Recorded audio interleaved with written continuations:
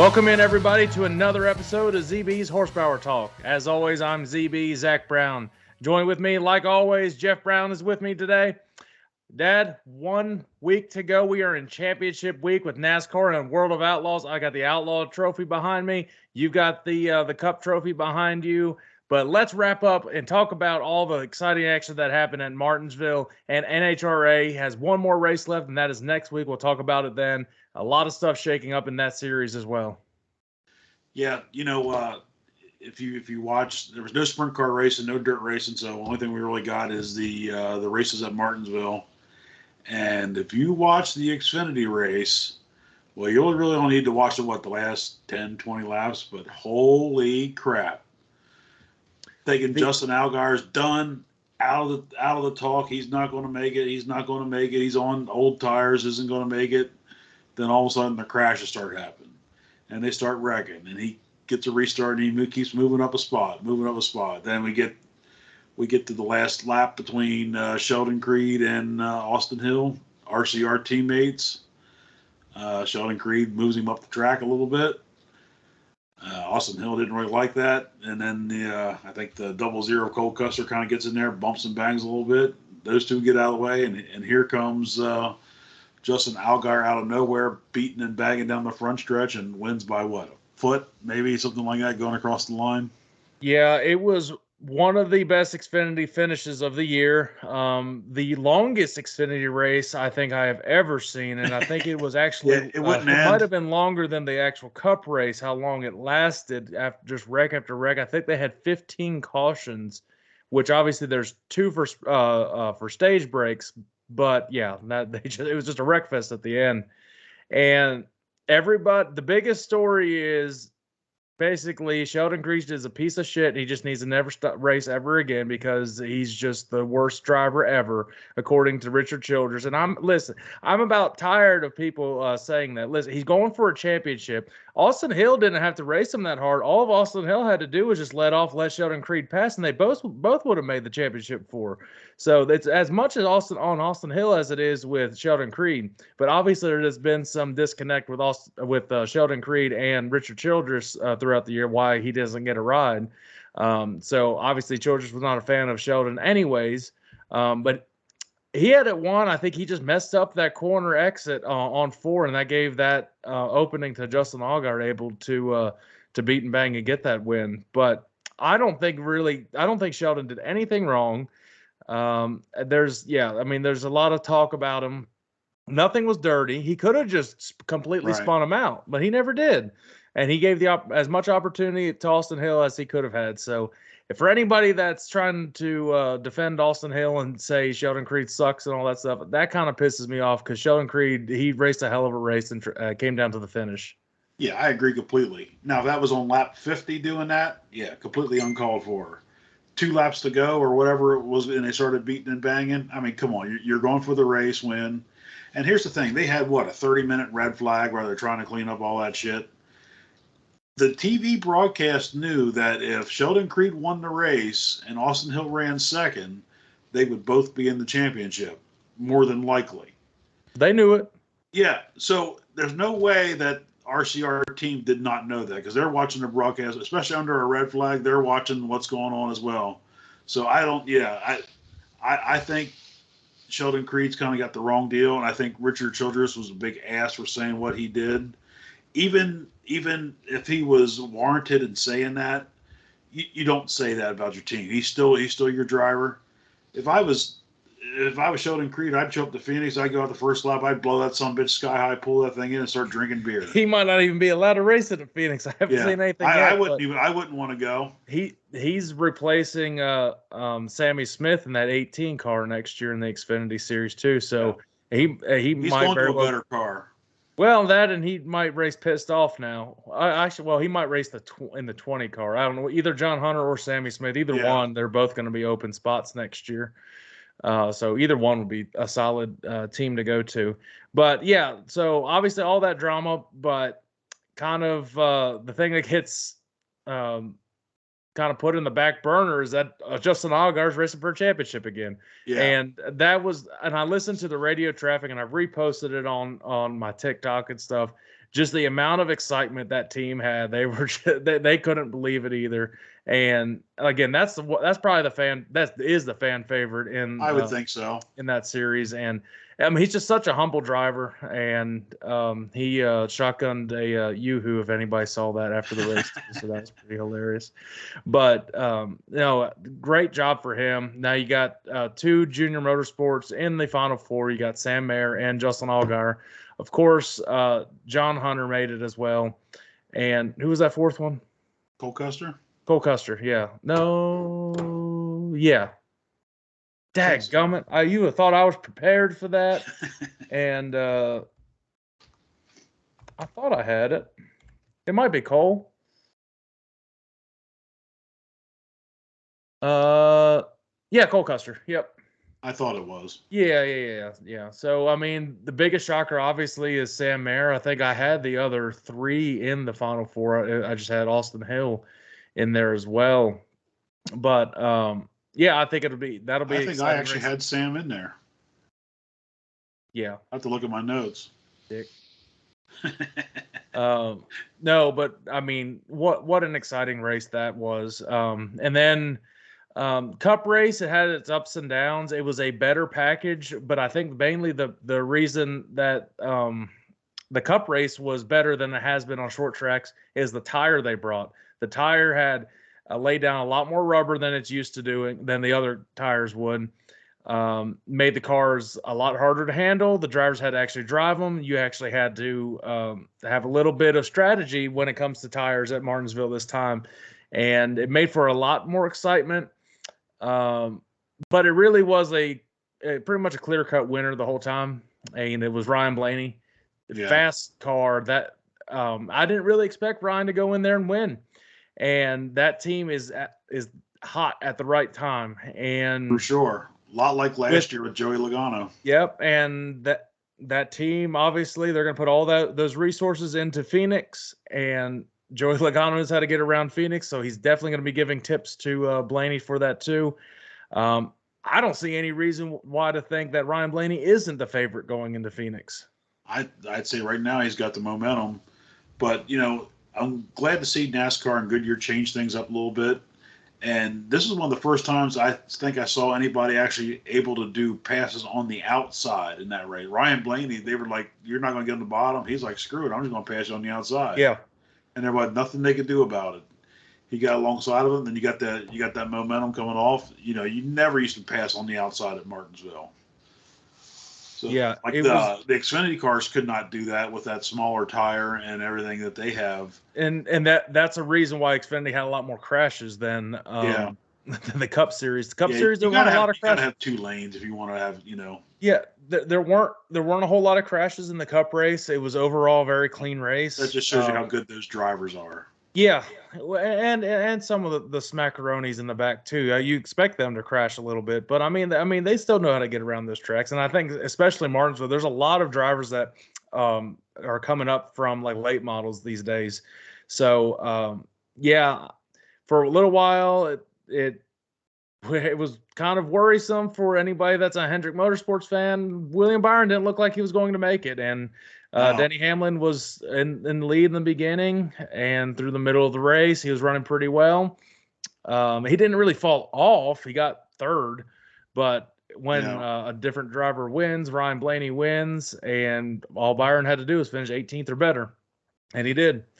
Yeah, at one point, William Byron said something about the only way this car's going to get better if we replace all 4 shocks and springs in this thing. So yeah, it's very shocking that they did not have a car to even contend for a top 10, let alone a win. No Chevys were actually really all that fast. At one point, the highest Chevy was like Daniel Suarez in like 17th, and Larson ended up 6th. I mean, they had a good, comfortable day. Nobody really talked about it, and obviously that's great momentum going in to Phoenix. But like I said, I don't know if there's not a clear-cut favorite with Ryan Blaney at this point, and you could see how you can't tell me Ryan Blaney probably isn't the most popular driver at this point of the year now. How much of a roar that crowd gave him. Yeah, he's the only Ford driver I'll cheer for. I like Ryan Blaney. He just seems like he's generally a nice guy. Yeah, that, and especially the background you have with his uncle and his dad. So, honestly, for the Final Four, I wouldn't really be too mad about any of the drivers that won. I've had ups and downs with like Christopher Bell and opinions about him, but he's still a dirt racer, so that would be like pretty cool. Yeah. Only one person can repeat though, as a so we only have one former champion. So does that give that team a slight edge, having been there and won that race before? Yeah, I don't know. We'll preview it here in a second, but let's talk about the drag racing that happened this past weekend. Really good races is all I can say. It was very cool at Las Vegas, kind of threw everybody for a loop, but there were a lot of fast runs that happened. Yeah, we were talking about, we were wondering, because like just in Phoenix for the baseball games, they were saying it was like 103 degrees. I'm like, well, Vegas is not that far away. I know the elevation's higher, but it was, it was like 70 couple degrees with a 70-degree track temperature. So those things were hooked up. But the one that surprised me the most was the Pro Stock motorcycles. I thought the top, being that the air was so cool and so good there, the top speed was actually I'm going to say slow at under 200 miles an hour. Yeah, still pretty quick. But I don't know exactly why they were slower. Maybe it's just maybe the altitude did affect it that much as well. Maybe just that could be some of it, because they kind of ran like they do like in Denver at some point. But the top fuel guys were saying they were adding thicker head gaskets to reduce compression just a little bit because the air was so good. Yeah, well, obviously, let's go through it. Gage Herrera beats his teammate and car owner Eddie Krawick. So Eddie Krawick gives Gage another week to have to officially claim that title. Unless Gage doesn't show up to Pomona, he will be crowned the champion in Pomona, which Eddie was like, that's Gage's home track. That's still pretty cool that it would happen there. Because you can earn 190 points maximum if you get everything perfect and everything goes wrong for that other rider. And that's in all the series. You can get 190 points in the finale. Yeah, I think Gage is 181 or 181 ahead. So basically, better set fast time, everything, and if he gets fast time, it's over. It's 15 points for fast time. So once he does that, he'll be crowned the champion. So that's inevitable coming up. Just amazing how consistent and just really mistake-free overall they've been. They had like 2 or 3 races they made, and mainly it was him that made a quick small mistake, and that was it. Otherwise, it hasn't really been a year. And it could completely change next year. Could be a whole different story going into next year. You might see him not even make the cutoff. I mean, you don't know. Yeah, usually in that Pro Stock motorcycle, they'll take the fast bike or whatever, then they'll make them put some extra weight on or something just to try and even the playing field out. But the one thing that was really, really surprising, like, shout out to Gianna Evaristo in that semifinal round against Krawick. She had him on the start. She did everything she could. Her bike only ran 192 miles an hour, and he went 197. I mean, the performance on that one. She was so close to getting a whole shot in that too. Yeah, and she smoked him on the line for sure. Yeah, she did everything right. It just didn't have the performance. Well, that getting into the semis has elevated her into the top 5, which we expected her to get top 5 after Angie obviously going up for the year. So that's, again, it's a huge year for her. A big learning year to go into next year, and likely she could knock off some wins next year, getting this momentum going towards the end of the year. She's going to go to her kind of her home track. It's California track next week, so could be big for her. Shout out to Angie Smith for coming back and qualifying that bike just to get the qualifying points or whatever. She didn't actually compete around, but she did qualify that thing. Yeah, there was a shot of her walking around, and she was in like her boots, looked like ski boots. Yeah. It's gonna be a sucky recovery, but luckily it's just really I don't think there's anything torn, like ligaments. That's harder to really repair than bones. So she should be back up and running no time and be ready to go for the next season. But another series where a driver has extended the lead in the point standings was the Pro Stocks. And it was the top 2 in points. It was Erica versus Greg Anderson. And Greg had a very good semifinal going in, and like he looks like he could win. Yeah. Well, something happened. He smoked it at the start. He shut it off right away. Erica goes and pretty much cruises to a win. Her 10th win there, by the way. Yeah, she's dominant at Las Vegas. Yeah. And again, that's one thing with her. Unless something catastrophic really happens, if she basically goes out round one and Greg Anderson wins the whole thing, she should get the title this year. Yeah, and if you remember, beginning of the year, she couldn't find her way out of the first round if she paid somebody. It was really bad, had the performance, but they kept working at it, and whatever they found or did, definitely has worked. And she's been the fastest car for the last 6 weeks or so. It was really after the first Charlotte race, I would say, was when she started getting it going. I don't remember where they raced after that, but I think it was about then is when she got it rolling and got into a more consistent season and set her up to win this championship again. And Jeg Coughlin actually made a surprise appearance. I was just getting ready to say we had a surprise appearance from Jeg. Which he had a very good shot to make the finals, too. So. Which they said something about that's the car she's going to be running for next year. So I don't know if it was something he was shaking down for him or... Yeah, I don't know if he was filling in for Troy Coughlin or I don't know what happened exactly, but just to basically come out of almost retirement and just run almost into the finals, very impressive. Yeah, like he never missed a race. He was quick on the tree and the whole deal. Well, how about this one? This is where it's getting really interesting. This is getting real funny tight, car man. and Top Fuel. This is what drag racing is all about. The top three in funny car are separated by 17 points. Yeah, that's one round. That is insane. It came down to Matt Hagan, Bob Tasca in the finals, and basically who won that? 1.5. But yeah, it is 1.5 points at Pomona. So yeah, and then Robert Hight winning that whole entire thing because Robert Hight beat Tasca in the finals. Yeah. And then Matt Hagan lost in the semifinals, so they all had a bunch of points. So Robert Hight getting that win, elevating him to only 17 points behind the leader now. I don't even know who could win this one now. Yeah. It is that's it. I don't. Again, Ron Capps 139 out. He's out. It's those three. Those three right there. I think a lot of people beginning of the year would say, "Hey, probably Matt Hagan, Robert Hight, probably going to run for the championship." I don't know if a lot of people had Bob Tasca this year. He's been kind of very behind, under the radar this year. I would say. I mean, he's one of the best racers. He hired Aaron Brooks, who is a really good tuner. Yeah, and you could see that definitely improved that program quite a bit. Yeah, so that'll be interesting going forward. Again, we're not going to preview any of Pomona until next week because that's going to be all we have to preview because we are ending racing season here. So kind of sad, but we also at least have football season to get us through until late January, early February. But let's go into Top Fuel real quick and talk about that. Steve Torrance has a very narrow lead over Doug Coletta, but the big news of the week was Mike Salinas getting his second win of the year. No one really expected that. That's kind of going under the radar, but he was fastest all weekend, fast time. He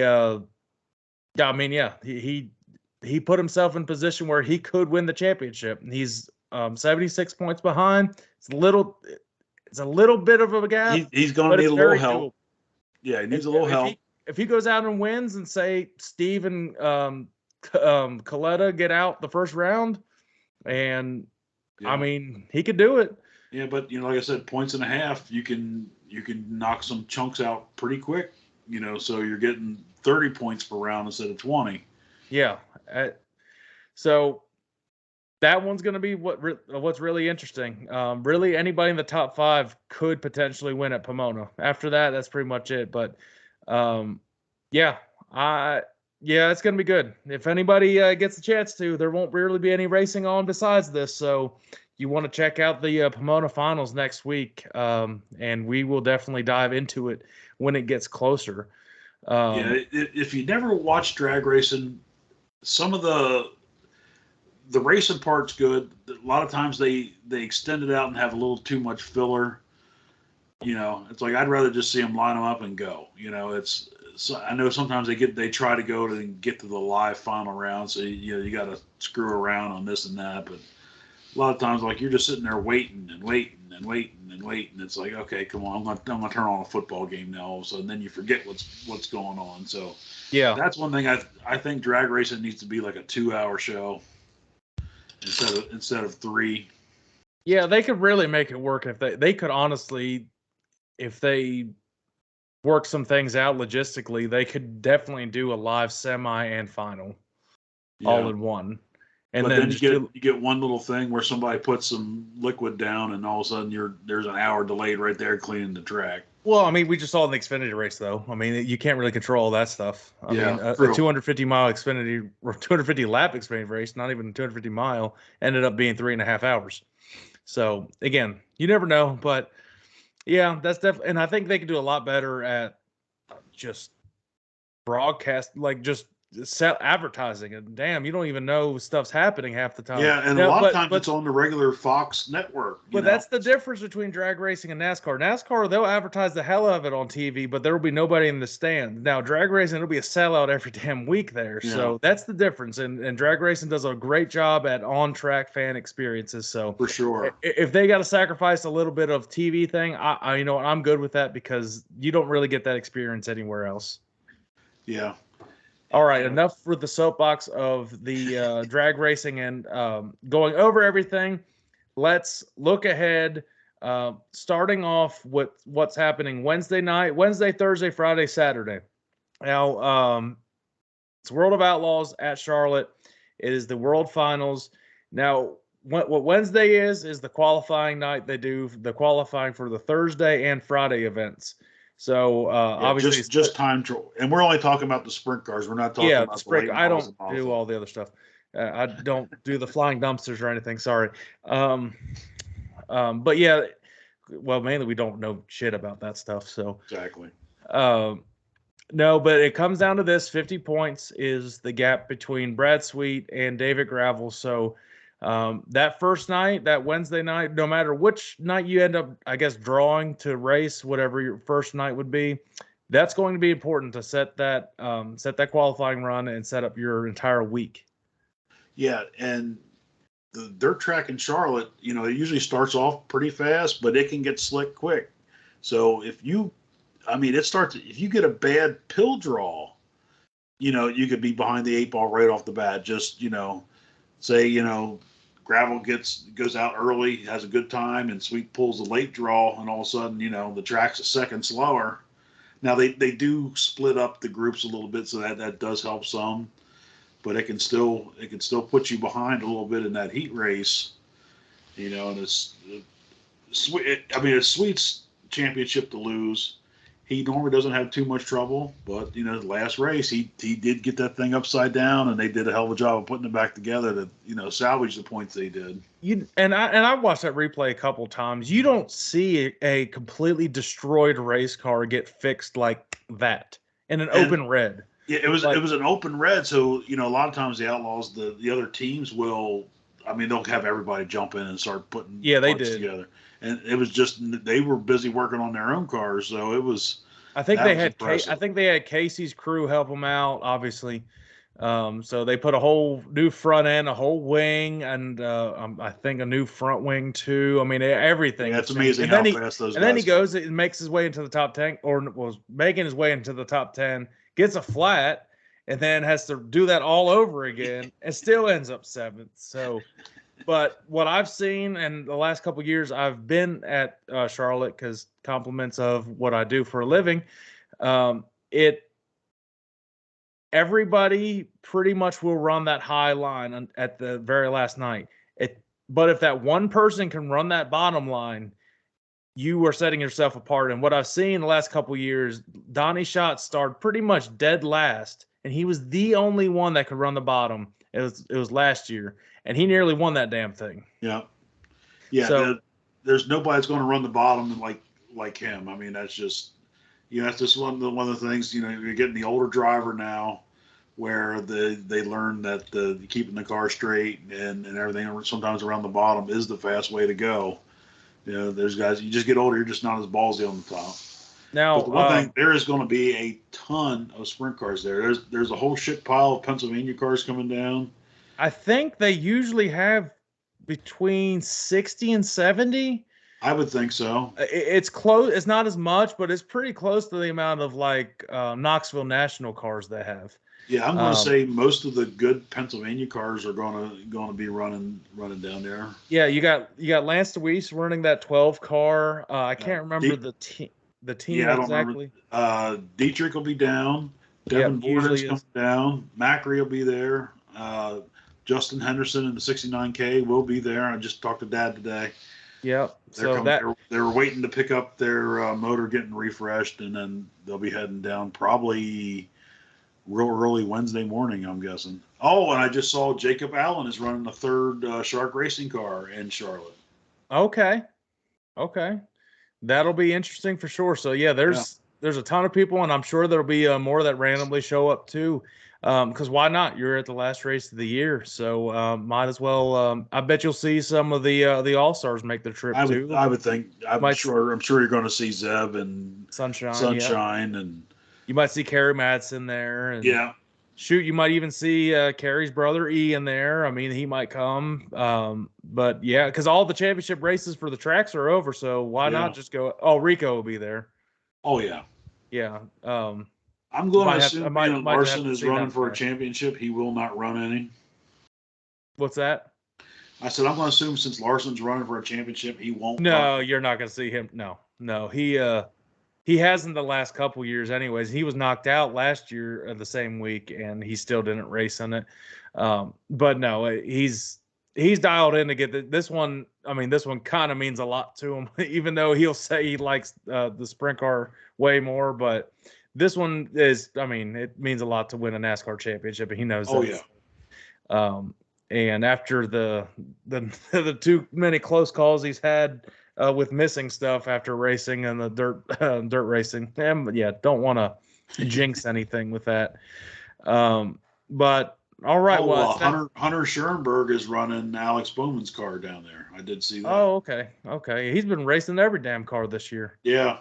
All right, 100% will be there too. So yeah, I might have to make my way around and see some of these guys, and yeah, definitely be cool to see for sure. So it's that time of the show to make our picks for the Outlaws.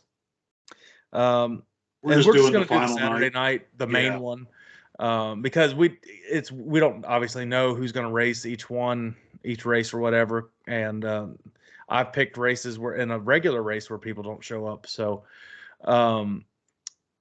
50 points between Brad Sweet and David Gravel for the championship. Brad Sweet is looking for, I think it's his 5th in a row, if I'm not mistaken, right? I believe you're right. And that is, that's insane, especially this state of dirt racing and sprint car racing and how close these drivers are in talent. It's not like the old days where Steve Kinser would just whip everybody's ass. Yeah. This will be. I don't even think Gravel's ever won a championship. I don't believe so. He's hungry for one. It's just those two. I mean, Macedo had too much bad luck at the last one. He's pretty much knocked out of it. So, I'm excited to see it. So, who are you looking for to win not just the race, but also the championship as well? All right, we talked about the winner of the race earlier, and like I said, it's going to be super, super slick. I am going to go with Donnie Schatz to win the race. I think the point battle does get very close, but I do believe Brad Sweet will hang on to win his 5th title. But I think it's probably going to be less than 20, around 20-point spread when it's all said and done. I think Gravel probably beats Sweet a little bit in this race just because he has to. Maybe, I'm thinking maybe in my mind, which means nothing, Sweet may not take any unnecessary chances, You're thinking more of like try racing to not lose the champion instead of just exactly. win the championship. Say he needs to run, I don't know what it would be. Say if he has to run top 10 or whatever, and you might see him running a solid top 5 where Gravel's just ballsing that thing off the wall trying to win the race. So well, see, and I don't know how much that there's like bonus points available for the finale, like there is in like drag racing and their finale race. So But I'm gonna make my pick simple. Brad Sweet to win both of them. What? Just Why not? yeah, just no question marks. No, just to finish off the season on a high note. Championship and the race at the same time doesn't always happen, and it wouldn't surprise me if David Gravel comes up in second. Yeah. So they seem like they can't get away from each other. They cannot. So that is it for our predictions for dirt racing this year. So obviously we'll talk about it next week, but that is our final prediction for a dirt race this year. And now to get on to the final prediction for our 3 NASCAR series for this weekend. As we always do, we preview the truck race, and then we'll go into the Xfinity race, and then obviously the Cup race.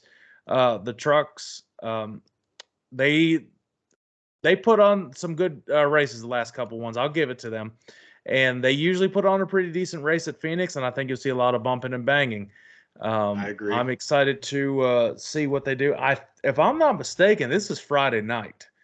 Let me see. I think the truck race is Friday night. Holy God, it's late. Oh, damn. I'm definitely not going to see this one. I'm going to be sleeping.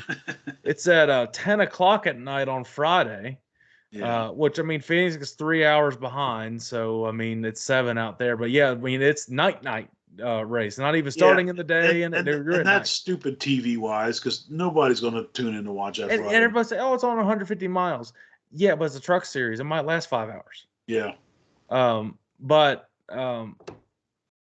Yeah, so you've got the championship right there. And let me pull up the final 4. I know it's Corey Heim, I believe. Carson Hocevar.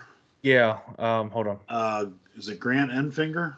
Yes. Butterfinger. And come here, where are you? I forget the 4th one. Why can't I find you? NASCAR's terrible. Their site is the worst. There we go. So, Corey Heim, Carson Hocevar, Ben Rhodes, and Grant Enfinger. Okay. Ben Rhodes, like in my mind, I just couldn't spit it out.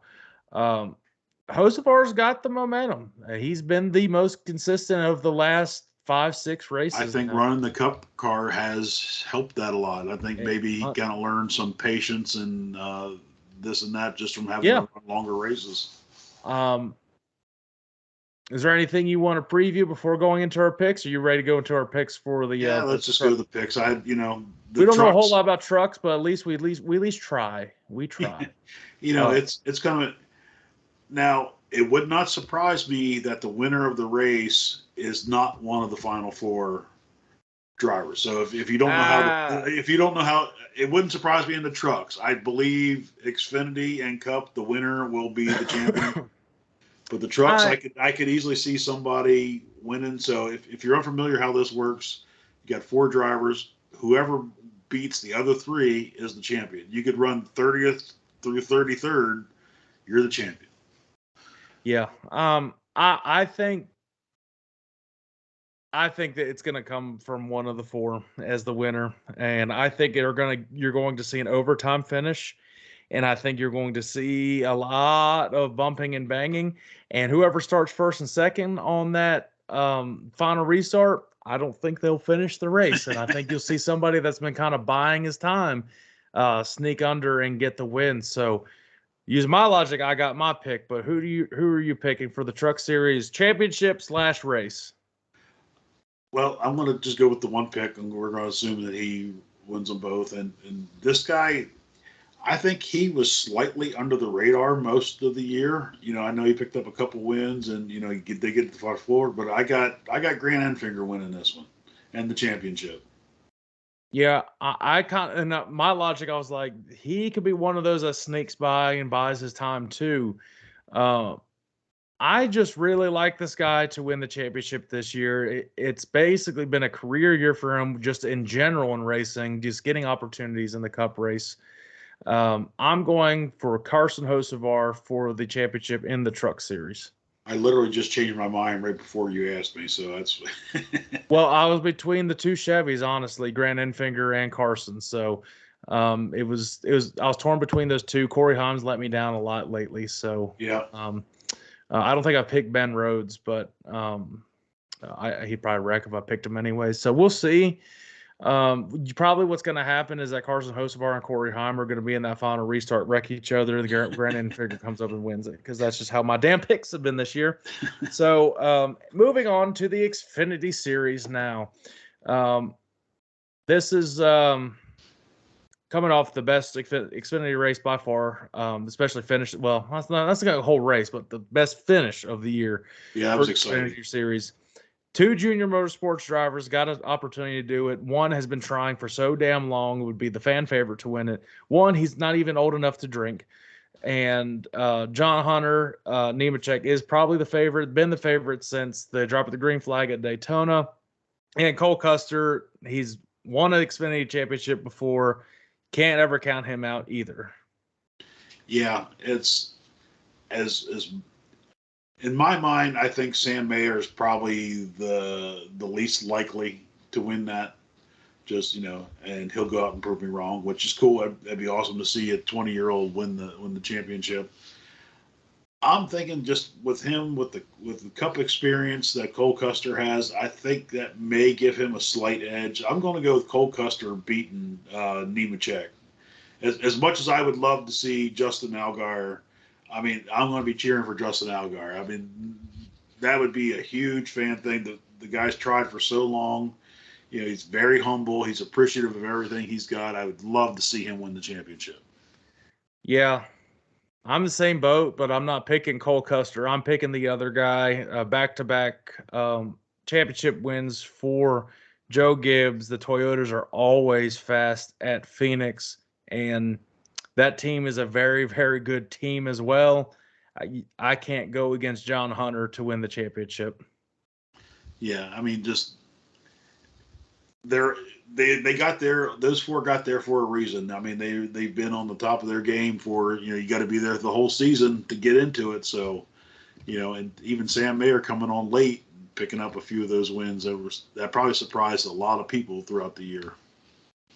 Well, the time has come for the big one, and again, Larson is obviously who we're rooting for. Yeah, can't tell. And they've done it before. And like you were saying with Cole Custer, they've been there, done that. He's had and Cole Custer's had experience in the Cup Series. So obviously Larson, probably the most talented racer they have in the Final Four. You can make the argument Christopher Bell's right there too. He can race pretty much every damn thing too. This is tough, and you never know what you can get at Phoenix, and you don't have to have the fastest car to win at Phoenix, as we've seen before. Yeah. And I'm not going to pick Larson because I'm not going to jinx him, but yeah, you're right. That's who we'd like to I don't win. think you have a jinx. I have the jinx. Well, Larson has a habit of being the fastest car and then mentally screwing up. Hopefully it doesn't happen, but for my pick, we talked about earlier, he's got all the momentum going. It looked just like his teammate Joey Logano last year. I got Ryan Blaney winning both of them. It's also Mom's pick. She came up and right off the bat, she said Ryan Blaney. And I think that would be a very popular win. I would, and like you said, I wouldn't be upset for any of those 4 to win. No. Yeah, damn not. I am not picking Larson. That's not happening. I honestly, just the last, being they were not that good the Chevys were not that good at Martinsville, and Phoenix is another flat track that race is kind of small. It's a mile. Well, the thing you always see very fast. One thing you see every single year, though, the Final Four is always going to be pretty much the top 4 all race long. That's just how it always is. Yeah, they can't get away from each other. Yeah. I think it's going to come down to pit crew, and honestly, this pit crew is one of the best ones that are going to use all their resources because this is the only driver in that on that team left, that whole entire organization. I'm going a little bit shot in the dark. I am picking Christopher Bell for the NASCAR Cup Series championship. Not sure. And it's going to be a Toyota sweep. Very, very dark shot there, but. No, I mean, I don't think any of them's just out of left field. I mean, they all have got a very good shot to win it. Yeah, a few weeks ago, we were saying William Byron was probably the favorite, and I think that's the least struggled. favorite. I think that's the least favorite at this point. I'd agree with that.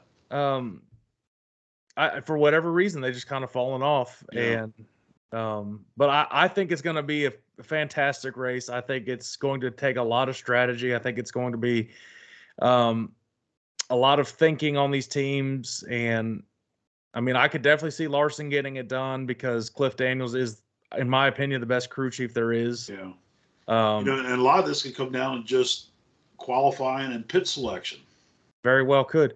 Larson, I think, had the first stall, if I'm not mistaken, when he won the championship, and they got off pit road before everybody to win that thing. Yeah, that could be huge. It's also you miss it in qualifying, you get kind of a shitty pit selection, and gaining spots against the front runners can be very difficult. Well, that's the thing that's going to suck this week, though, is the championship race is on the same time as the Eagles and Cowboys games. So that's going to look like a damn sports bar up in here when I have everything on. So we will be flipping back and forth, and that's for sure, and keeping up with a little bit of everything. But that does it for today, everybody. So make sure you hit that like, subscribe, that little bell to notify you any of new episodes. Working on some potential big guests, especially going into the next season when we start everything off. So make sure you keep sharing it, following it anywhere you get your podcast and social media, and we'll keep this thing rolling here in a few months. Yeah, and those watching, leave your championship picks in the comments and see who gets it right. And I'm going to send some posts out here on a bunch of things too. So yeah, make sure you look at that too, and we'll see what happens. We'll be back at it again next week to go over everything that happened in Phoenix and in the Outlaws, and then preview the final championship race that we have to do, which is the race for the drag racing championship next week. So till then, Dad, we'll see you then. All righty. Bye, everybody.